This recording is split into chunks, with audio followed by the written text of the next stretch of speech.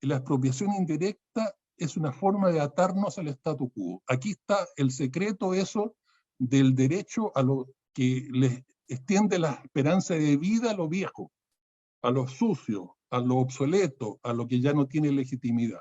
Porque cualquier cambio que obviamente le va a afectar su rentabilidad, hay que compensar.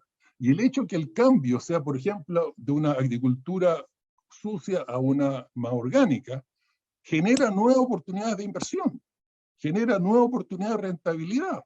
O sea, no es que el cambio, digamos, deje una empresa necesariamente fuera del mercado, simplemente la obliga a renovarse, digamos, a pasarse de un tipo de forma de hacer agricultura a una forma distinta y sustentable de hacer agricultura donde también hay utilidad operativa.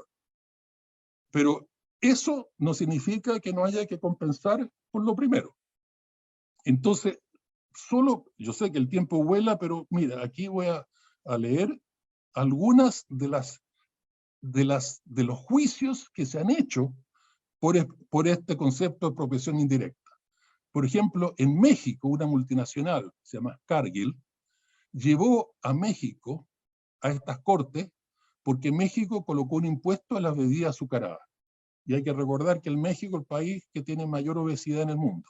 Entonces, en el país donde hay mayor obesidad, que se ponga un impuesto a las bebidas azucaradas para que le bajen la cantidad de azúcar, digamos, es poco, la lógica es media obvia. Pero el hecho que la lógica de hacerlo sea obvia no significa que no haya que compensar. Y la multinacional llevó a México a pedir compensación porque México le puso un impuesto al exceso de azúcar en la bebida azucarada en el país más obeso del mundo. Ese es el punto.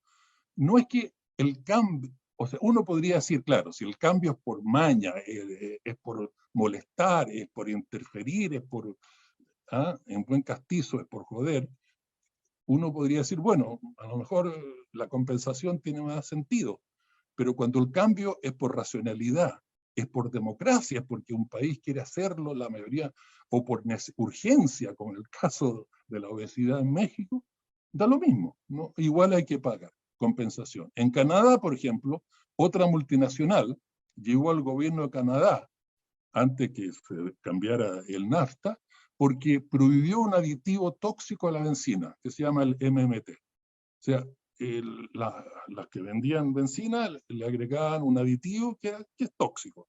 Y entonces Canadá lo prohibió, algo normal para la salud pública. La multinacional llevó al gobierno de Canadá por la expropiación indirecta a pedir compensación.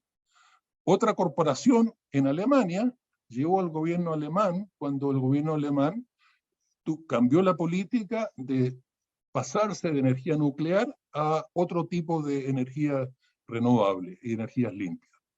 Entonces, la multinacional de las plantas nucleares llevó al gobierno de Canadá de Alemania por compensación por la expropiación indirecta. Otro ejemplo, en Quebec, también en Canadá, que había mucho el fracking, que ustedes saben que es una forma de extraer gas y petróleo de la tierra que es altamente contaminante.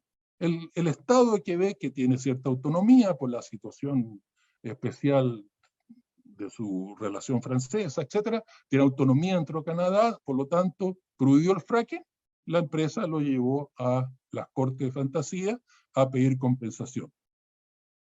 Vodafone llevó al Estado indio a estas cortes porque el Estado indio le colocó un impuesto y Vodafone dijo que no le gustaba el impuesto. Entonces lo llevó a la corte para que se anulara ese impuesto. O sea, incluso a ese nivel. Y en Ecuador, para la última, perdón, la penúltima, porque la última es la más interesante, en Ecuador el gobierno le puso un impuesto adicional a las ganancias de las petroleras en el momento de que el petróleo estaba sobre $100 el barril, o sea, habían ganancias siderales, y las petroleras llevaron al gobierno de Ecuador por este impuesto. Y la más increíble de todas es que, como ustedes saben, Egipto tuvo un periodo de 2-3 años de democracia, el único que ha tenido desde los faraones hasta hoy día, y ese gobierno democrático subió el salario mínimo. Y una multinacional francesa dijo, no, esto no es razonable.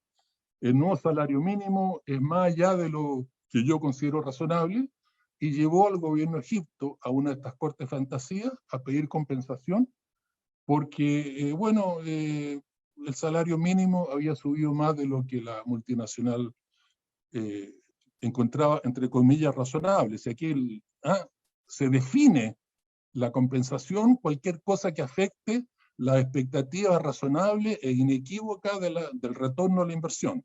Nunca he entendido lo que tiene que ver inequívoca aquí. Ahí hay una cosa que claramente abre espacios para interpretaciones bastante especiales. Pero en fin, el punto es eso, que cualquier cosa que la multinacional diga que no lo encuentra razonable, amerita compensación.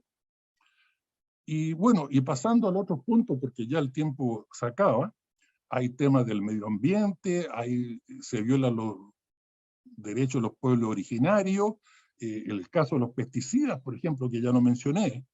Incluso en la Comunidad Europea uno puede prohibir un pesticida simple por precaución, porque existe el peligro o existe la posibilidad de que sea dañino.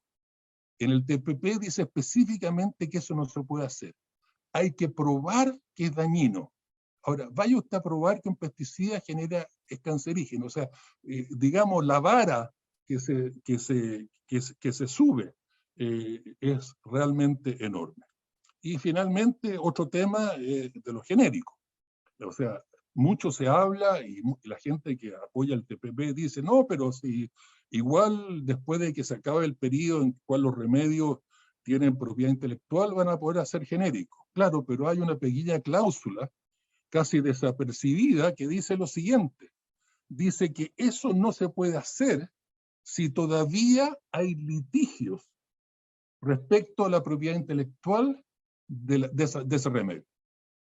Entonces va a bastar que la multinacional, la farmacéutica, genere litigios artificiales, uno tras otro, para que su propiedad intelectual sobre el remedio continúe.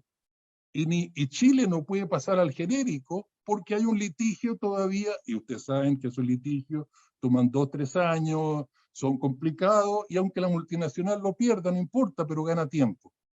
Entonces, esa trampita de los genéricos es algo que en Chile tampoco no se menciona. Otro punto de los que ya me quedan pocos para terminar, es que una de las cosas que en Chile no se habla es cómo la prensa internacional, incluso la prensa que uno no esperaría, ha salido muy claramente contra el TPP. Voy a citar solo el New York Times. El New York Times dice que la prioridad del TPP es la protección de los intereses corporativos y no el promover el libre comercio, la competencia o los beneficios de los consumidores. O sea, ya no puede ser más claro. El TPP está escrito, está hecho para beneficiar y proteger los intereses corporativos y no el promover el libre comercio, ni siquiera el libre comercio, ni la competencia, ni los beneficios de los consumidores. O sea, eso que el Economist ha hecho cosas parecidas, el Financial Times, ¿para qué decir? O sea, eso en Chile se olvida. Es como que los que estamos en contra del TPP somos estos perdidos en el espacio, estos que se oponen a todo, estos que les gusta, como que no tienen nada que hacer en la vida, entonces como su hobby es oponerse. Bueno, se le olvida de que el establishment, Estados Unidos, el New York Times, el Economist en Londres, dicen cosas bastante parecidas de lo que decimos nosotros. Entonces, para concluir, para mí lo fundamental del TPP es que la gente que lo apoya, para qué decir lo que lo hicieron, pero lo que lo apoya no entienden lo que es el capitalismo. Es tan simple como eso. O sea, ¿dónde en Adam Smith, dónde en el capitalismo existe derecho a propiedad sobre el retorno a la inversión? O sea, eso es una distorsión de mercado. O sea, Chile es una economía que está llena de distorsiones de mercado. Que lo que el TPP es otra distorsión de mercado que trata de reforzar de esas otras distorsiones que ya existen, cosa de que no se puedan cambiar. Eso del TPP es una distorsión de mercado para reforzar las distorsiones que ya existen. Y como decía Keynes, hay que defender el capitalismo de los capitalistas. O sea, aquellos que quieren el capitalismo, decía Keynes, su labor es defender el capitalismo de los capitalistas. Yo creo que el TPP es algo que claramente muestra la sabiduría de lo que él dice. Los que quieren capitalismo, mejor que defiendan el capitalismo de los capitalistas. Y en ese sentido, estamos básicamente, vamos a estar con las manos atadas. No es que no vamos a poder hacer cosas, pero cualquier cosa que vamos a hacer va a ser muy engorrosa y va a ser muy cara. Y en el fondo, lo que esto va a terminar, ¿qué es lo que las multinacionales y las corporaciones chilenas, los grandes conglomerados quieren? Es que el gobierno va a tener que negociar con ellos antes de hacer cualquier cosa.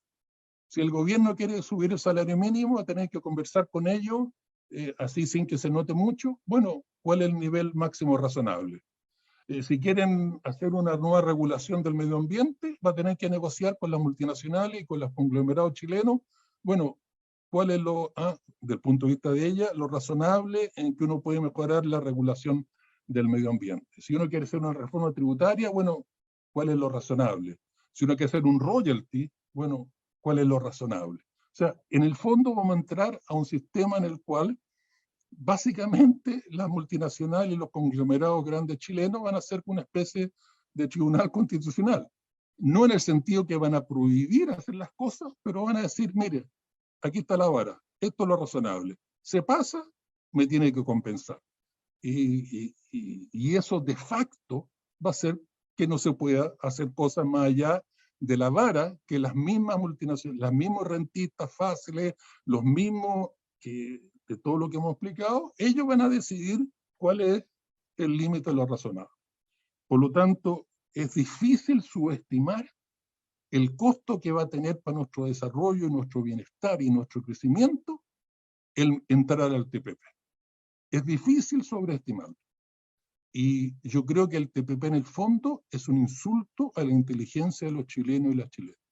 Y el insulto está en que no se ha abierto la caja negra, no se ha realmente discutido los otros 25 capítulos, en forma, no porque no hemos intentado nosotros hacerlo, sino porque todos los que están a favor del TPP solo miran los 5 capítulos comerciales.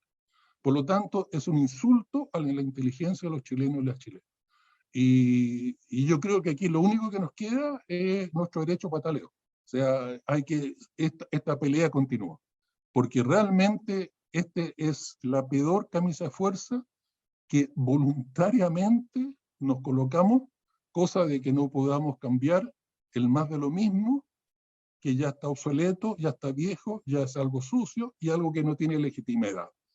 Y por lo tanto, la credibilidad de que uno puede hacer el cambio va a ser bastante dudosa, porque dentro del TPP es tan difícil hacer el cambio que uno no va a tener demasiada credibilidad cuando dice, bueno, yo quiero hacer las cosas en forma diferente. Gracias y perdona que me pase un poco el tiempo.